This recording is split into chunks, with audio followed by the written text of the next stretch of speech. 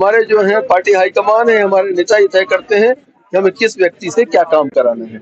नेतृत्व तय किया कि सांसद के रूप में मैं सेवाएं दूं, मैं सांसद के रूप में सेवाएं दे रहा हूँ। नेतृत्व तय करेगा कि संगठन की किसी भूमिका के तहत आपको देश में काम करना है, वो करूंगा। लोकसभा लड़ना है, विधानसभा लड़ना है, ये तय करने का अधिकार मेरे पास नहीं है। ये हमारा दल तय करता है कि आपने किस समय क्या काम करना है। और लाडली बहना के आशीर्वाद के बाद हमारा जो मार्जिन था वो एकदम से बढ़ने का काम हुआ है। और आज प्रदेश में स्पष्ट दिखने लगा है कि माताओं, बहनों, नौजवानों के आशीर्वाद के बाद इस प्रदेश में भारतीय जनता पार्टी आगे की तरफ बढ़ रही है। 5 साल में 1.5 महीने एक चुनावी उत्सव होगा, सारे चुनाव उसी उत्सव में संपन्न होंगे। बाकी के 4 साल 11 महीने समान रूप से सरकारें काम कर सकेंगी। भारतीय जनता पार्टी ने सबसे अधिक 165 सीट 2008 के चुनाव में पाई थी। मुझे लगता है अब हमारी चुनौती है और इस बार 165 सीट के ऊपर भारतीय जनता पार्टी लेकर के जाएगी और हमारी विजय। यात्रा का नरसिंहपुर जिले में आज दूसरा दिन है। इस यात्रा का प्रतिनिधित्व कर रहे हैं नरसिंहपुर होशंगाबाद क्षेत्र के सांसद राव उदय प्रताप सिंह जी। आज वो हमारे साथ हैं, उनसे जानने की कोशिश करते हैं कि कैसी रही ये यात्रा और आगे इस जनाशीर्वाद यात्रा का क्या पड़ा होगा। मंडला की धरती से दुर्गावती जी की कर्मस्थली से यात्रा चालू हुई। देश के यशस्वी गृह मंत्री, ताकतवर नेता माननीय अमित शाह जी ने इसको हरी झंडी दिखाकर रवाना किया। डिंडोरी, बालाघाट, सिवनी, जबलपुर शहर, छिंदवाड़ा होते हुए यात्रा ने कल नरसिंहपुर में प्रवेश किया था। कल हम लोग नरसिंहपुर गोटेगांव विधानसभा में यात्रा चली। आज तेंदुखेड़ा और गाडरवारा विधानसभा में हुई। हम यात्रा लेकर तेंदुखेड़ा की तरफ बढ़ रहे हैं। लोगों का अपार समर्थन इस यात्रा को मिल रहा है। महिलाएं, बच्चे, पुरुष, नौजवान, बुद्धिजीवी सड़कों पर आकर यात्रा को आशीर्वाद दे रहे हैं। हमारे नेताओं की जो सभाएं हो रही हैं वो अपार जनसमूह के साथ वो सभाएं हो रही। आपने स्वयं देखा होगा आज गाडरवारा विधानसभा में, तेंदुखेड़ा विधानसभा में अपार जनसमूह निकलकर इस यात्रा को आशीर्वाद देने, भारतीय जनता पार्टी के हमारे राजनेताओं को आशीर्वाद देने पहुंचा। नरेंद्र तोमर जी विगत दिनों छिंदवाड़ा में थे। भारी वर्षा के बीच सैकड़ों लोग छाते लगाकर उनको आशीर्वाद देने आए, उनके विचारों को सुना। आज भी गाडरवारा में तोमर जी के आने के बाद हजारों की संख्या में जनसमूह सड़क पर था। ये जन सैलाब इस बात का प्रमाण है कि मध्य प्रदेश में फिर एक बार भारतीय जनता पार्टी का परचम लहराने वाला है। फिर एक बार भारतीय जनता पार्टी को इस प्रदेश की सेवा करने का अवसर मिलने वाला है। सांसद जी, कांग्रेस, भाजपा और आप निकाल रहे हैं जन आशीर्वाद यात्रा, लेकिन कांग्रेस जन आक्रोश यात्रा निकाल रही है। कह रही है कि जो जनता का आक्रोश है वो दिखना है, क्या कहेंगे? मुझे लगता है, मैं तो उनको शुभकामना देता हूँ, जरूर जन आक्रोश यात्रा निकालें। जब जन आक्रोश यात्रा उनकी सड़क पे आएगी तब उनको समझ में आएगा कि लोगों के अंदर आक्रोश है या भारतीय जनता पार्टी के लिए जन आशीर्वाद देने का भाव। लाडली बहना को किस तरीके से देखते हैं? कांग्रेस कहती है लाडली बहना के साथ, बहनों के साथ छल हो रहा है। भारतीय जनता पार्टी पहले भी मजबूत थी, सशक्त थी और ग्रामीण विकास की हमारी हितग्राही मूलक योजनाओं की, खास समाज के कल्याण की काम कर रही थी। लेकिन लाडली बहना के आने के बाद एकदम से जो कहते हैं ना, गेम चेंजर बूम एक आया और लाडली बहना के आशीर्वाद के बाद हमारा जो मार्जिन था वो एकदम से बढ़ने का काम हुआ है।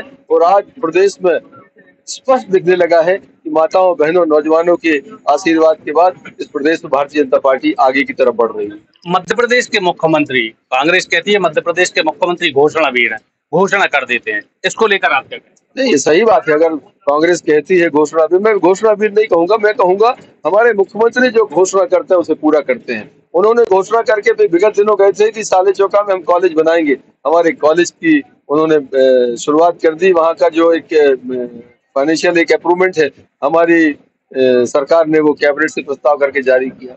हमारे यहाँ सड़कों के लिए जो उन्होंने घोषणा की थी वो सड़कें हमारी पूरी होने को जा रही। उन्होंने घोषणा की थी हमारे यहाँ जो शक्कर नदी है उसके ऊपर डैम तेंदुखेड़ा और गाडरवारा विधानसभा के बीच सिंचाई के रास्ते खोलेगा, वो उन्होंने पूरी की। उन्होंने घोषणा की थी वर्तमान में कितने वर्षों के बाद में भी हायर सेकेंडरी स्कूल नहीं है, उसे बनाने की मैं घोषणा करता हूँ, वो घोषणा पूरी हुई।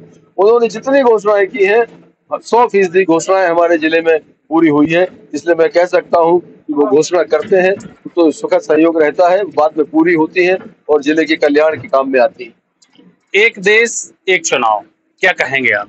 100% ये बहुत पुरानी सोच है और हमारे संविधान निर्माता डॉक्टर भीमराव अम्बेडकर साहब ने जब संविधान बनाया था उस समय इसी भाव के साथ ये उन्होंने कानून में प्रावधान किया था कि देश के समान रूप से चुनाव होंगे।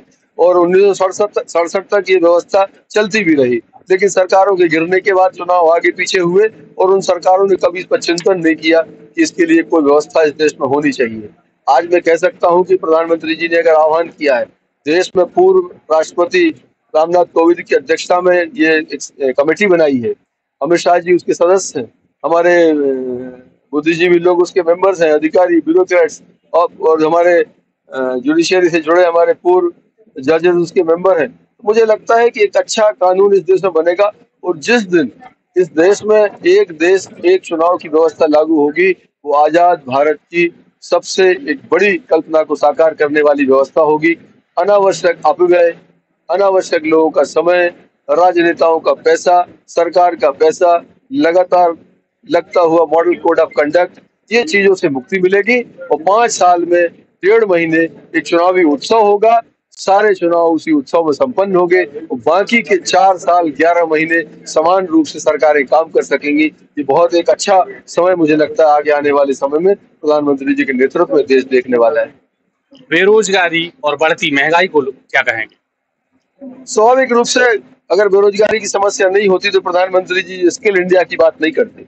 आज स्किल इंडिया की बात इसलिए कर रहे हैं कि हर नौजवान को रोजगार नहीं मिल सकता। देश में हमारा 70% आबादी हमारी लगभग 80-85 करोड़ नौजवान 35 साल से छोटा है। हर व्यक्ति को सरकारी नौकरी नहीं मिल सकती, इसलिए मोदी जी ने नया कॉन्सेप्ट लेकर आए कि आप अपना रोजगार पैदा करो, दूसरों को रोजगार देने का काम करो। स्किल इंडिया के माध्यम से लाखों नौजवानों को सरकार ने वित्तीय मदद की है, लोगों को छोटे छोटे उद्योग स्थापित करने के लिए, अपना रोजगार चालू करने के लिए प्रबंधन किया है। मेरे नरसिंहपुर जिले में मैं ऐसे सैकड़ों नौजवानों को जानता हूं जिन्होंने स्किल इंडिया के माध्यम से, स्टार्टअप के माध्यम से अपना रोजगार शुरू किया है और 2-2, 4-4 कर्मचारी लगाकर उन्होंने उनको रोजगार देने का काम किया है। तो ये माइंडसेट जो यूरोप का था, दूसरी दुनिया के देशों का था, वो हमारे देश में अब हम लागू करने जा रहे हैं या प्रधानमंत्री जी के नेतृत्व में लागू हुआ है। और स्किल इंडिया के माध्यम से, स्टार्टअप के माध्यम से खुद का व्यवसाय स्थापित करके लोगों को रोजगार देने की जो कल्पना प्रधानमंत्री ये देश के सामने रखी थी, उसे इस देश का नौजवान साकार कर रहा है। इसके बाद भी लाखों लाख नौजवानों को मध्य प्रदेश की सरकार ने कहा हम 1 लाख नौजवानों को रोजगार देंगे, देने का काम कर रही। कल के दिन मध्य प्रदेश में 925 डॉक्टर्स, बेटा बेटी जो डॉक्टर बने हैं उनको अपॉइंटमेंट मिले हैं। एक साथ 1000 डॉक्टर अपॉइंट किए हैं। 1 लाख बच्चों को रोजगार देने का काम हमारी सरकार ने अभी किया है। प्रधानमंत्री जी ने लाखों बच्चों को रेलवे के माध्यम से और दूसरे हमारे PSUs हैं उनके माध्यम से रोजगार दिया। तो सरकार हर मोर्चे पर काम कर रही है। सांसद जी, विधानसभा चुनाव है, माहौल भी विधानसभा चुनाव में बनते और बिगड़ते हैं। ऐसे में कांग्रेस पार्टी में बीजेपी के बहुत से नेता पार्टी छोड़कर जा रहे हैं, क्या फर्क पड़ेगा? मुझे लगता है कि ये कई बार लोगों का मन रहता है, कई परिस्थितियां उनकी ऐसी रहती हैं कि भारतीय जनता पार्टी में उन्हें टिकट की चाहत के कारण, किसी चीज के कारण एक मतभेद रहते हैं, उस कारण से इस तरह के परिणाम आते हैं। मुझे लगता है दल का परिवर्तन विचारधारा के परिवर्तन के साथ होना चाहिए। चुनावी रणनीति, टिकट वितरण और स्थानीय समस्याओं के कारण दल परिवर्तन उचित नहीं है। लेकिन अगर आपकी विचारधारा में परिवर्तन, आपको लगता है कि हम राष्ट्रवाद की विचारधारा हमारे अंदर है, हम उसके कारण भारतीय जनता में आप पार्टी में जाना चाहते हैं, मुझे लगता है हम लोगों का स्वागत करते हैं। इस तरह से विचारधारा दल परिवर्तन का कारण हो समझ में आता है, लेकिन विचारधारा के बिना अपने स्वार्थ सिद्धि के लिए दल परिवर्तन अगर किया जाए तो शायद उचित नहीं। मध्य प्रदेश में कितनी सीटों पर विजयश्री हासिल करेगी भाजपा? अभी तक भारतीय जनता पार्टी ने सबसे अधिक 165 सीट 2008 के चुनाव में पाई थी। मुझे लगता है अब हमारी चुनौती है और इस बार 165 सीट के ऊपर भारतीय जनता पार्टी लेकर के जाएगी और हमारी विजय उस चुनौती को पूरा करने का काम करेगी। नरसिंहपुर जिला आपका गृह जिला है, संसदीय क्षेत्र लगभग 8 विधानसभाएं आती हैं आपके इसमें। इन आपके क्षेत्र में क्या माहौल होगा और जिले में की चारों सीटों पर क्या रुख देखने को मिलेगा? पिछले चुनाव में भी 8 में से 5 विधानसभाओं में हम जीते थे। 2 विधानसभाओं में 3-3, 4-4 हजार के अल्प मार्जिन से हम पराजित हुए थे। केवल गाडरवारा में हमारा हार का मार्जिन ज्यादा था और अगर 2 विधानसभाओं में हमें 8000 वोट और मिले होते तो हमारी 8 में से 7 विधानसभाएं होती। पिछला चुनाव हम ज्यादा कठिन चुनाव मानते हैं, उसमें हम लगभग 7 की विजयश्री के करीब थे। इस बार मेरा मानना है कि हम 8 में से 8 विधानसभा भारतीय जनता पार्टी जीती। आपने बहुत ज्यादा मतों से जीत हासिल की थी, देश के ज्यादा मतों से जीतने वाले सांसदों में आपका नाम दर्ज भी हुआ है, चहेते भी आपके ज्यादा हैं। लोग आपको मंत्री बनना भी चाह रहे हैं, उनके लिए क्या कहेंगे आप? मैंने आज मेरे पास भी 10 से 20 लोगों के मैसेज पड़े हुए हैं जिनने बोला आप अगर सांसद जी का इंटरव्यू कराएं तो ये बात तो पूछना बड़ी उत्सुकता है लोगों में कि मंत्री देखना चाहते तो क्या कहेंगे? मुझे लगता है आपको जिस रूप में दल आपको सेवा का अवसर देता है आपको वो काम करना चाहिए। माननीय प्रधानमंत्री जी के नेतृत्व में सांसद के रूप में मैं संसद में अपनी भूमिका का निर्वहन कर रहा हूँ।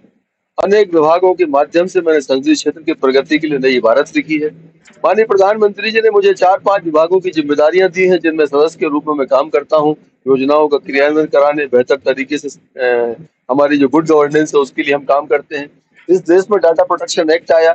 इस देश में जो हमारे 41 कानून जो कुछ खत्म किए, कुछ कानूनों में संशोधन किया, उस कमेटी का मैं मेंबर रहा। इस देश की हमारी सीपीए की जो एक अंतर्राष्ट्रीय स्तर पर कॉमनवेल्थ पार्लियामेंट्री एसोसिएशन जो है उसमें भारत की तरफ से मैं अकेला सांसद हूँ। दुनिया के 120 देश उसके सदस्य हैं, उसमें काम करने का मुझे उन्होंने अवसर दिया। मैं संतुष्ट हूँ। प्रधानमंत्री जी ने जो जिम्मेदारी दी, हमारे संगठन ने, पार्टी के नेतृत्व ने जो मुझे जिम्मेदारी दी, मैं उसको निर्वहन करने का अपनी तरफ से पूरी ईमानदारी से प्रयास करता हूँ। संजय जी, आखिरी सवाल लोग जानना चाह रहे हैं, हर जगह चर्चा भी हो रही है कि विधानसभा की का प्रतिनिधित्व भी आप करेंगे। नहीं, मुझे लगता है ये विषय मेरा नहीं, ये नेतृत्वकर्ता हमारे जो है पार्टी हाईकमान है, हमारे नेता ही तय करते हैं कि हमें किस व्यक्ति से क्या काम कराना है। नेतृत्व तय किया कि सांसद के रूप में मैं सेवाएं दूं, मैं सांसद के रूप में सेवाएं दे रहा हूँ। नेतृत्व तय करेगा कि संगठन की किसी भूमिका के तहत आपको देश में काम करना है, वो करूंगा। लोकसभा लड़ना है, विधानसभा लड़ना है, ये तय करने का अधिकार मेरे पास नहीं है। ये हमारा दल तय करता है कि आपने किस समय क्या काम करना है। भारतीय जनता पार्टी ने तय किया कि जन आशीर्वाद यात्रा में जबलपुर संभाग के साथ सागर, दमोह जिलों को शामिल करते हुए 10 जिलों की 48 विधानसभाओं में आपको यात्रा में काम करना है, सेवाएं देनी है, इसकी प्रबंधन का काम करना, मैं वो काम कर रहा हूँ। दल फिर जो तय करेगा उसको काम को करने का मैं अपनी तरफ से प्रयास करूंगा। तो ये थे होशंगाबाद नरसिंहपुर लोकसभा के सांसद रावउदय प्रताप सिंह जी, जो भारतीय जनता पार्टी की जन आशीर्वाद यात्रा के प्रभारी भी हैं। उन्होंने हमारे हर सवाल का बड़ी बेबाकी से जवाब दिया। आप भी उन्हें सुनने के लिए हमारे प्लेटफॉर्म लाइव चैनल को सब्सक्राइब करिए और शेयर जरूर करिए।